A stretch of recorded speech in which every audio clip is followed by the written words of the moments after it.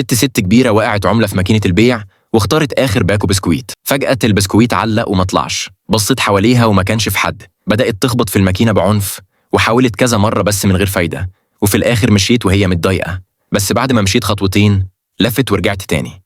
جريت على الماكينة وخبطت فيها بجسمها. المرة دي البسكويت وقع أخيرا. خدتهم وهي مبسوطة وحطتهم في شنطتها وقعدت على دكة تستنى الأتوبيس. فتحت الباكو وبدأت تاكل البسكويت وطلعت جورنال تقضي بيه الوقت. وهي بتمد إيدها تاخد بسكويته تانية، الشاب اللي قاعد جنبها مد إيده وخد واحدة وكلها. الست بصت له بصدمة وهو ولا كأنه شايف حاجة. شدت البسكويت ناحيتها بسرعة. الشاب مد إيده تاني أكل قطعة كمان وبعدين حط آخر بسكويته على الدكة. كمان ساعدها ينظف الفتافيت.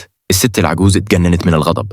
خبطته على كتفه وطلبته يعتذر، بس الشاب كان لابس سماعات وما سمعهاش. قامت شدت السماعات من على ودنه ومستعدة تزعق له. قبل ما تتكلم الشاب مد إيده على آخر بسكويته. الست وهي مرعوبة مدت إيدها تمسكها، بس مرة كمان معرفتش تاخدها منه. وهو على وشك ياكل آخر بسكويته الست نفخت بضيق واستياء. في اللحظة دي الشاب كسر البسكويته نصين ومدلها نص. ده جنن الست أكتر. كسرت نصها في غضب ومشيت وهي ناوية تمشي خالص. الشاب ابتسم ولوح لها بإيده وهو بيودعها. وهي مولعة من الغيظ الست نزلت ستارت الشباك. ولما الكمساري بدأ يشيك على التذاكر فتحت شنطتها واكتشفت باكو بسكويت لسه متفتحش. طلع إنها لما قعدت على الدكة في الأول كانت بالغلطة خدت بسكويت الشاب. الشاب الطيب عمره ما عمل مشكلة على اللخبطة الصغيرة دي.